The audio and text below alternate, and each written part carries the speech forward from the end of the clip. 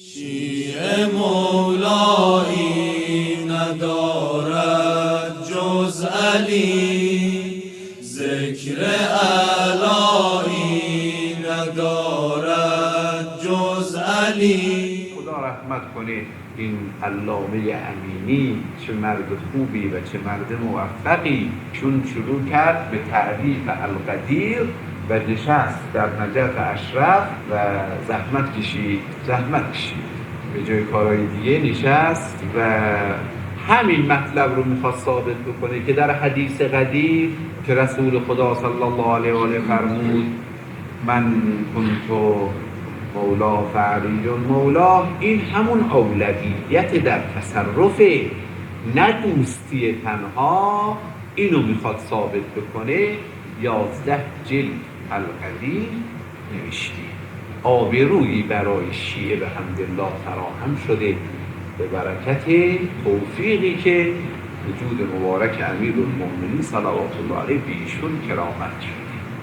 خدمتی کرده به شیعه، خیلی اولا کتاب به زبان عربی خیلی محکم، عربی خیلی متین، خیلی فصیح که تمام نویسندگان مصر و نویسندگان نامی فعلی عرب در مقابل این کتاب خضوع کردند.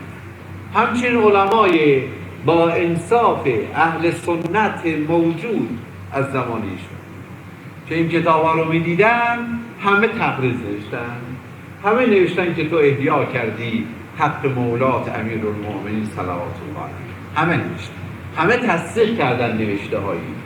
11 جلد کتاب و همش هم از کتاب های خود اهل سنت جمع آوری کرده و خیلی مطالب در اونجا داره و خوب ثابت کرده. شعرای شیعه و غیر شیعه هر کس در مورد حدیث قدیم در این 14 قرن، البته نتونست قرن 14 یا منتشر نشده، در این مدت زمان شعرای نامی عرب یا عجم که به عربی حدیث قدیم رو در شعر آوردن، شعراشون رو نقل میکنه، شرح حالشون رو میگه و از شعراشون استفاده میکنه این معنا رو. بعد به سنیان میگه این سنیا ببینید 14 قرنه که تمام ادبا، تمام نویسندگان و شعرا از حدیث قدیم، از کلمه مولا استفاده اولویت کردن و شما خیانت کردید که میگید نه فقط دوستیست. علمای خیلی گنده خیانت کردن از سنی ها، مثل همین فخر رازی، خدا رحمتش کنه و از اونجا اینها گمراه کردن سایر عوامشون.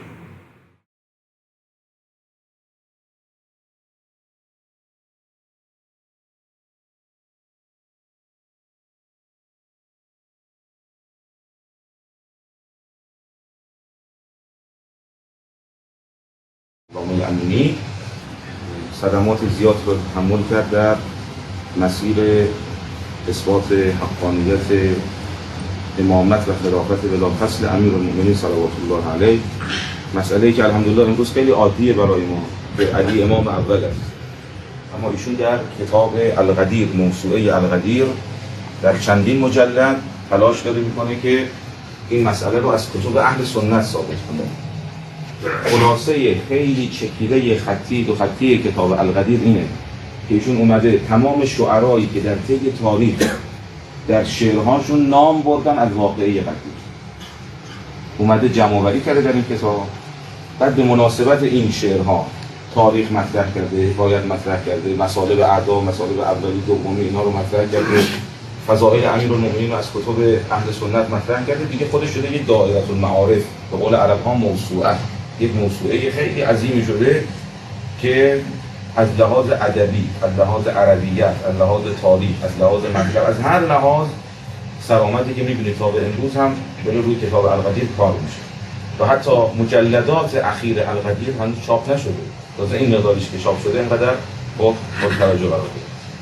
خب ما به زیارت کتابخانه ایشون اومدیم و هم مقبره ایشون به دو جهت. یکی قدردانی از زحمات ایشون در مسیر احیاء امر امامت امیرالمؤمنین صلوات الله علیه و دوم به علت اینکه یاد کرده در کتاب خودش از شیخ مرحوم اعلی مقام علامه امینی در کتاب شهداء الفضیله یاد کرده از شیخ مرحوم تعبیراتی داره، میگوید احد فطاهل العلماء، یکی از بزرگترین علمای شیعه جناب شیخ احمد احصایی تعریفات تمجیداتی داره از این بزرگوار. از این جهت ما قدردانی به خاطر همین که ایشون نام برده از شیخ مرحوم علی الله مقامه قدردانی میکنیم، بیایم با بعضی از عزیزان که خب یک یادی هم ازشون شده باشه در نجات اشرار هدیه به روح ایشون هم رسول و صلوات اهدا.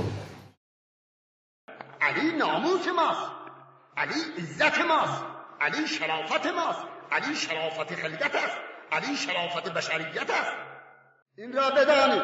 والله اگر مبالغه میکنم به خودشم گفتم، قسم به امیرالمؤمنین اگر حیات داشتم، اگر تحقیقاً کار نداشتم، اگر مأموریتی نداشتم که به ادب مأموریت او بودم، والله شب روز در پیش قبرش می نشستم و گریه میکردم. علی مظلوم است،